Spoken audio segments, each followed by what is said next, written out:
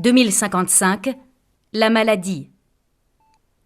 Imaginez une médecine dont l'objectif ne serait plus de guérir les patients, mais de détecter les maladies suffisamment tôt pour les empêcher d'éclore. Impossible. En cette seconde moitié du XXIe siècle, la réalité est pourtant en train de dépasser la fiction. Une puce, implantée dès la naissance, contrôle à tout instant les fonctions corporelles de chacun d'entre nous et signale toute anomalie à un centre de diagnostic. Si les données révèlent la menace d'une maladie, le porteur de la puce est invité à consulter son coach santé ou, selon la gravité de la situation, à se rendre à l'hôpital le plus proche. 80% de la population mondiale est ainsi équipée. Seuls les habitants des régions sous-développées et une poignée d'opposants restent en dehors du système. La grippe, l'obésité et les maladies cardiovasculaires sont désormais largement sous contrôle.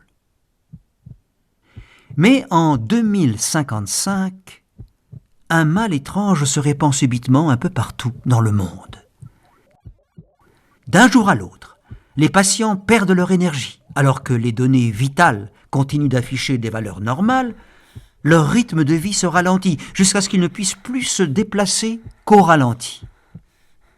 Il faut attendre que l'épidémie ait touché un tiers de la population mondiale pour que des spécialistes informatiques mettent le doigt sur le problème.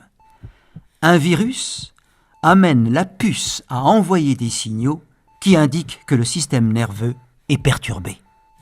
La seule solution est de retirer toutes les puces. Reprenant le modèle de ces anciennes campagnes de vaccination et de collecte de sang, la Croix-Rouge met en place des unités médicales mobiles dans lesquelles des chirurgiens pratiquent cette rapide intervention. Des bénévoles de l'organisation aident les victimes du syndrome de lenteur, soulageant ainsi les robots soignants dépassés par l'ampleur de l'épidémie.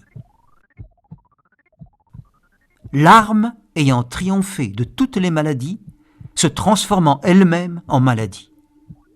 Impossible.